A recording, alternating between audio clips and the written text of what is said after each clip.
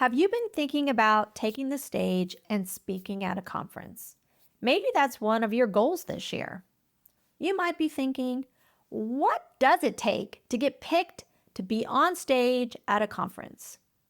I have been asked this question what feels like a million times. So how do I know?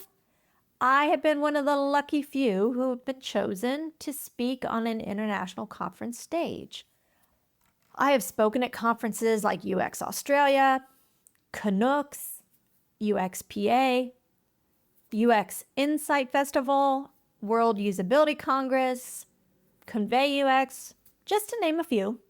I've also organized my own conference and events, so I have some specific criteria that I am thinking about when I'm vetting out speakers for my events. So today, I'm going to break down the traits that conference organizers are looking for when they select a speaker. And trust me, they're not what you think.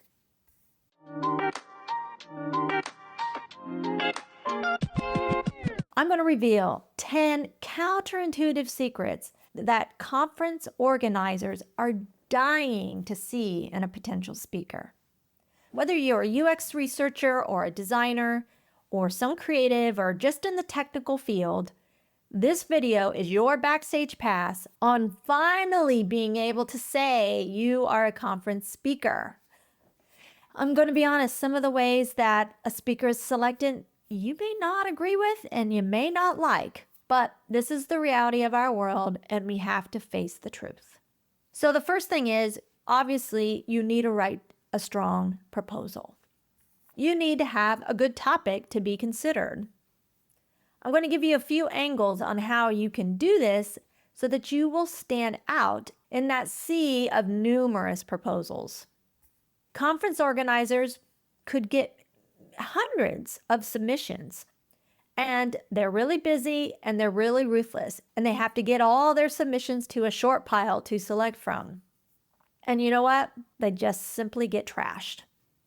Believe me, I have read a lot of conference proposals, and many of them are just full of buzzwords and fancy words. They're just kind of boring.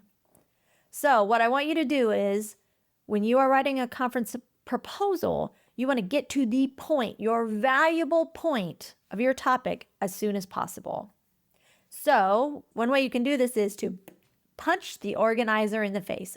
Okay, not literally, but let them know what your topic is about with a catchy, solid headline and bullet points that ladder up to what your topic is about. Your proposal should usually promise clear and actionable takeaways.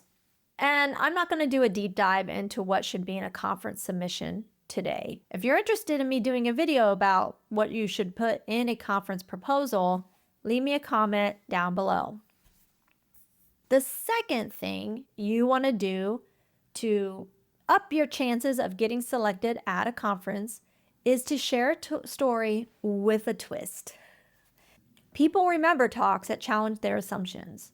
You can use unusual or counterintuitive combinations to create a really compelling story. And this can be done in a number of ways. You can connect UX concepts to unexpected fields. So, for example, what fast food processes taught me about project management? Or you can use an unexpected analogy. You can flip a common UX assumption on its head. Bad UX sometimes wins. Show how non-traditional methods led to breakthrough insights. Organizers love fresh perspectives that make attendees think differently about UX. Basically, you want to create memorable moments that spark curiosity. Get people to think, wait, what? And sharing your story with a surprising twist can do just that. So let's move on to the third way to get selected for a UX conference. And that is strike a nerve. Let's face it, there's a lot of bullshit going on in the UX industry. And I don't have enough time to get into that right now. But when you meet someone who is struggling and going through the same pain as you are, that grabs your attention. So you can pick a topic that's relatable and fixes a pain point. Strike a Nerve focuses on universal UX challenges that keep practitioners like you and me up all night. So some ways that you can hit that nerve the way that conference organizers are craving are addressing common industry or professional frustrations. I did a talk on how to work with challenging stakeholders. Now, come on, we've all had stakeholders who have been maybe tough to work with, right? I don't think that's just me. If you want to check out that video of how to deal with challenging stakeholders, I'll leave you a link. But you can also share practical solutions and your lessons learned or the tools that you use to address these pain points. You can use empathy to connect with the audience and their experiences. And one of my favorite phrases that I like to use is, have you ever struggled with? Yeah, that's a good way to really get your audience to connect with you and align with you. So show how you have overcome some of these common challenges with practical and repeatable solutions. Let's move on to the fourth tip to get selected, and that is hop on a trend. I don't know if you've noticed, but I'm seeing a lot of trending topics among UX and technology webinars and conferences. We're talking about using AI and UX.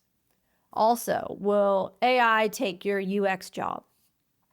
Figma and design systems, accessibility and inclusion, democratization of research. Are people still talking about that? I don't know if that is still a trending topic or not. I will say, don't just repeat what everybody else is talking about. Offer a fresh perspective on hot topics. And this kind of relates to my bullet point number 2, share your story with a twist. Challenge popular assumptions with your evidence. You can hop on a trend around emerging technologies like AI and UX. Sure, these are hot topics, but conference organizers want more than surface level coverage. They're looking for speakers who can cut through the hype with real implementation stories and honest critiques. And talk about what happened when you applied these methods or tools in real projects. If everyone is talking about AI right now, and you know that they are, what is your different perspective that's not being covered? Show what actually works. Or in the case of AI, don't just say it's not quite ready for prime time. Yeah, duh. We all know this. That's not really worthy of a talk. Tell me specifically why AI is not ready. What is failing? What value, if any, is it bringing in these early days? How do you work around some of the issues that it has? These are really good ways to go deeper. I'm thinking about a specific topic when it comes to UX research, and I hear people saying, how I'm using AI for summarizing interviews. Well, my first question is, are you really? Okay. How's that going for you? What is AI missing in these summaries? Did it catch all those aha moments that you didn't expect but are really important? Did AI neglect to surface that important data that you wanted to share in your story? Did it miss those parts? You really need to know your data well enough to know if and where AI is failing in your summaries. And if you don't know your data well enough, don't get me started. Topics like AI and other trends, they generate buzz, and some conferences even have tracks or themes around them. You can either support that conference with some fresh insights from your topic, or you can challenge conventional wisdom. Show awareness of the trend in broader context and maybe even future impact. I actually like the idea of calling out the hype. Is AI making UX better or worse? Will AI replace the UX researcher?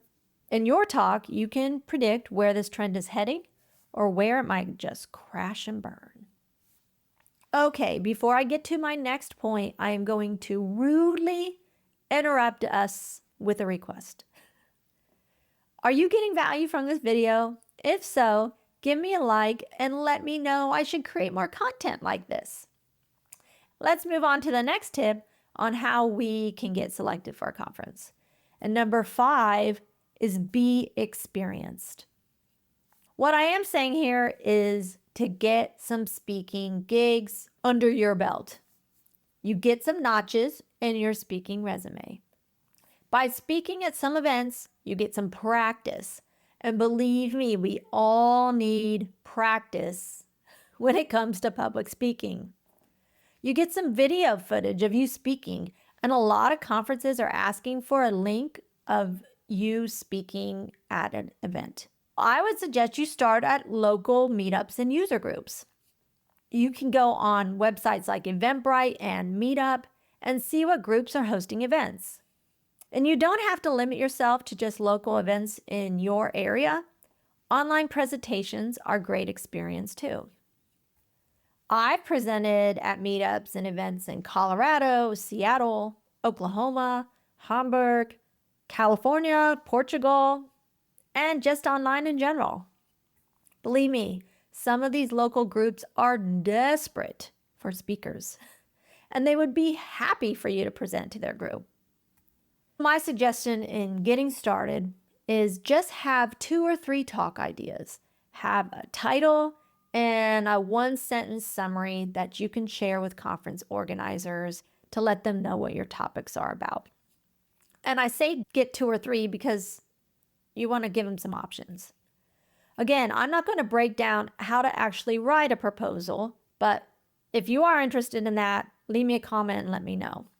Even small speaking opportunities help you develop your voice and show organizers you can engage an audience. This is what they're looking for. Record these speaking experiences, like I said, so you can submit them when you turn in your proposal to a conference. All right, so why is this important? Conference organizers don't like to gamble on untested speakers.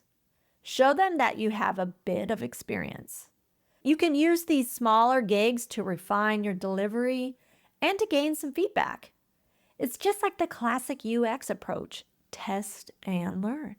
Along the same lines, that brings me to my next tip on how to get picked for a conference, and that is have stage presence.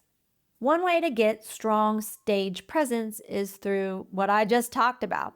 Get some practice and experience in speaking in front of smaller groups or organizations, and that will help strengthen your public speaking skills.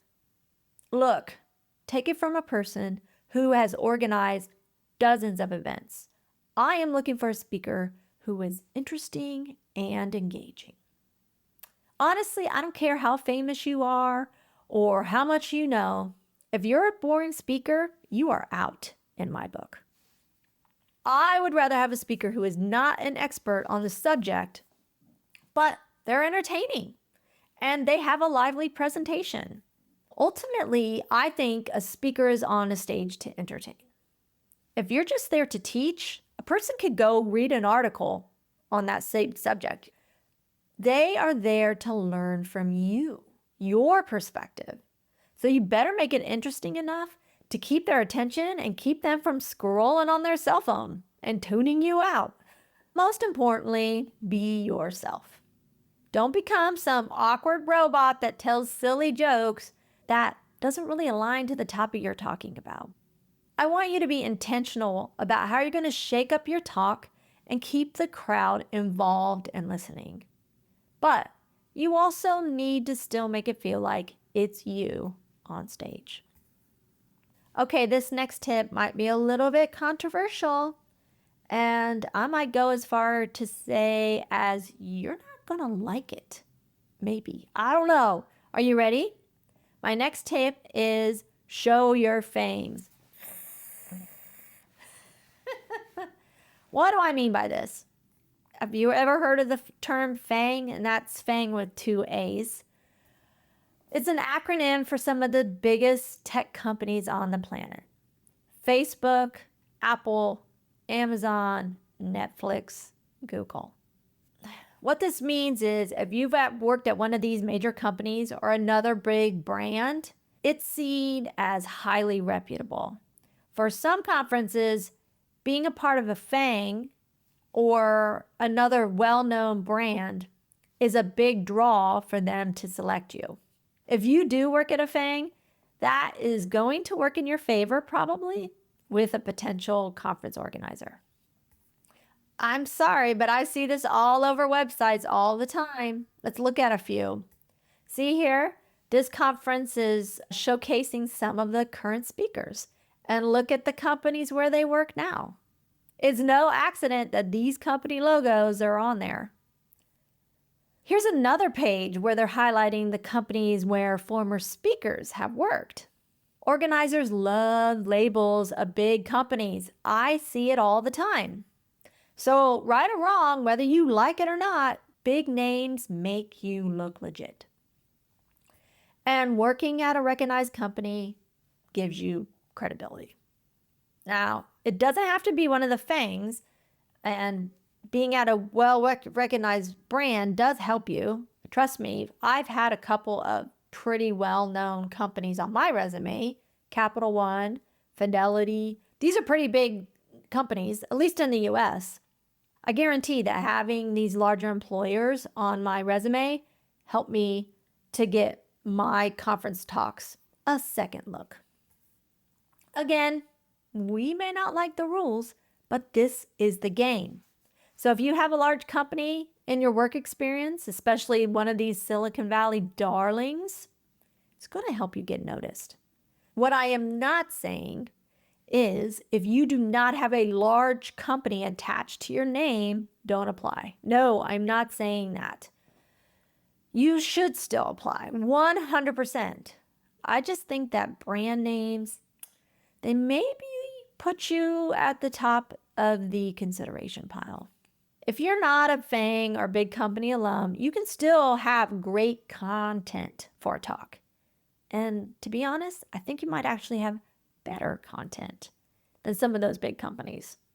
You can have a wide range of experience in smaller companies, and therefore you would have some stories that you probably would not have gained by working at these larger companies. Oftentimes, people make a huge impact in smaller companies, and think about that. That's a great conference talk right there, how you made impact. Whew. Okay, here's another hot take that's not going to be popular. Are you ready for my next suggestion? Don't be a white dude. Yikes, did Jen just say what I think she said? Don't be a white dude? What the hell? Yes, I did say that. But just hear me out. Conferences actively are seeking speakers with diverse perspectives and voices in UX. Back in the day, the founding fathers of UX like Don Norman, Jacob Nielsen, Alan Cooper were, as you can see from these photos, all white dudes. And through the years, a lot of keynote speakers and main stage speakers have also been white dudes. Now, don't get me wrong. I personally have nothing against white dudes. I love them. But what I'm saying is times have changed. And we now recognize that technology and user experience are a little bit different than they were in the past. Look, I'm not trying to create some race or gender war here. I'm just trying to point out that conferences are striving to bring in diverse voices and perspectives into their conferences. I've seen this firsthand on conference applications. There are questions that ask if you are from a marginalized or underrepresented group. I'm seeing this on conference applications. Now is a great time to be selected as a speaker if you can provide diverse perspective into that conference, whatever that diverse perspective might be. So what are some examples of this? This could mean sharing how cultural insights improved your research methods. You can share unique viewpoints from your background. Discuss inclusive approaches to common challenges. Emphasize the value of varied viewpoints in tech. Again, conference organizers strive for diverse voices to enrich discussions. And this is not a bad thing. So consider how your experience and your background can enlighten the attendees of a conference. Emphasize how your background and your perspective add value to the conversation. Let's change gears a little bit and talk about how you can get noticed.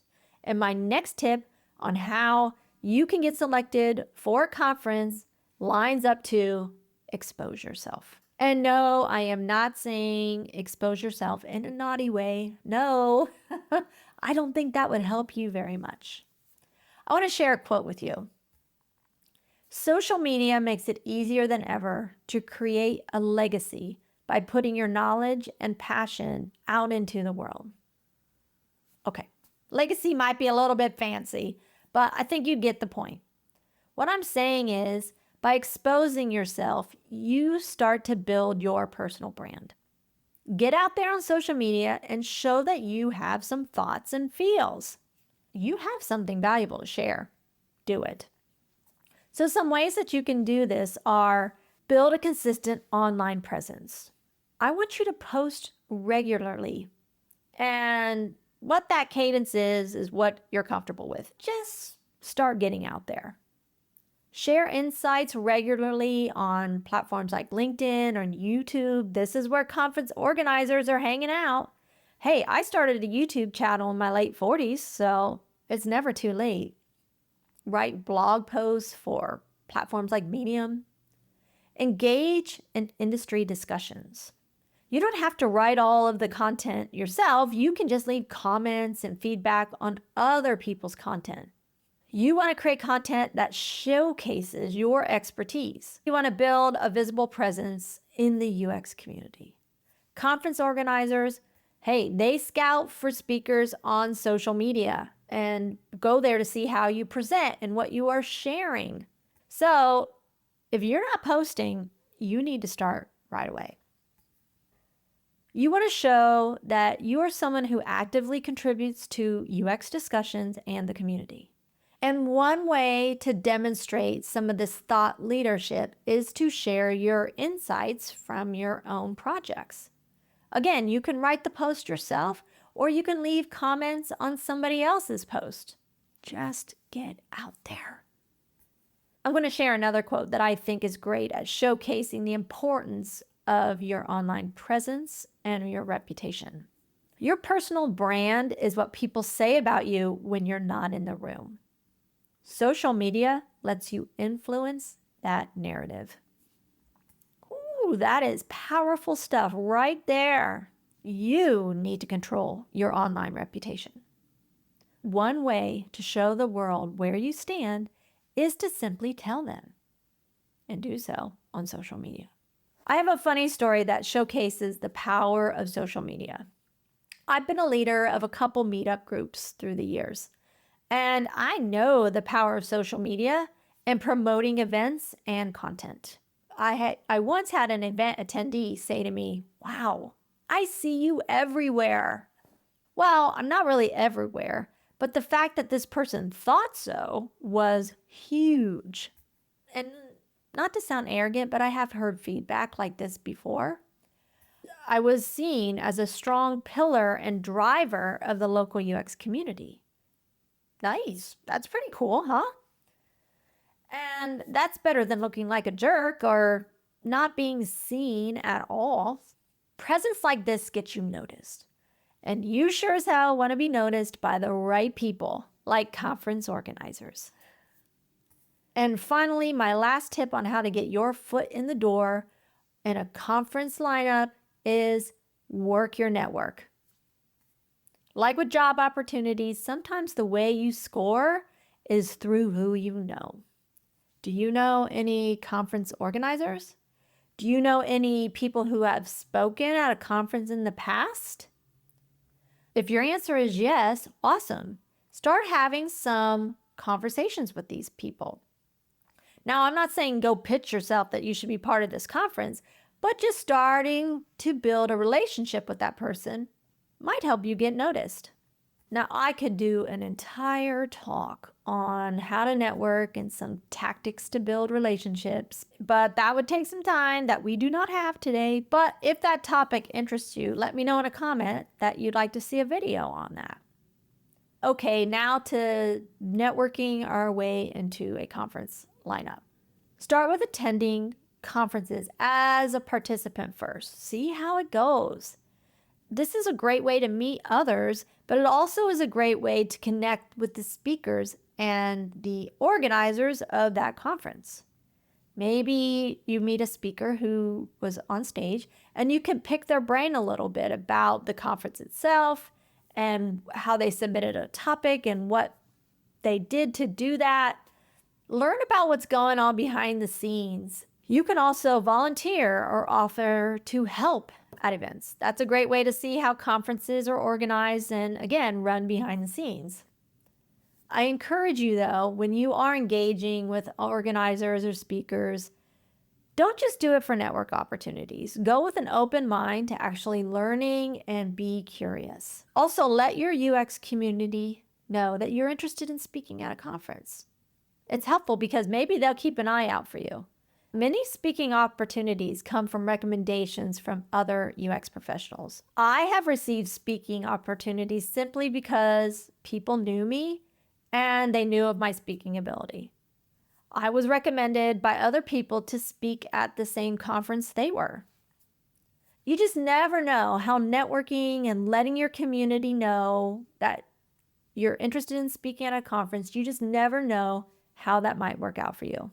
Things sometimes come together behind the scenes. So don't discard networking as a way to get your foot in the door at a conference. So there you have it. Those are my top 10 tips on how you can be selected to speak at a UX or tech conference. Let's quickly review these top 10 tips together. Write a strong proposal. Share a story with a twist. Strike a nerve. Hop on a trend. Be experienced. Have stage presence. Show your fangs. Don't be a white dude. Expose yourself and work your network. Again, if you want me to do a deeper dive on actually how to write a conference proposal, let me know in a comment. And finally, I want to wrap up with some harsh truths because, it's me. Everyone is busy trying to look like the perfect UX professional on LinkedIn.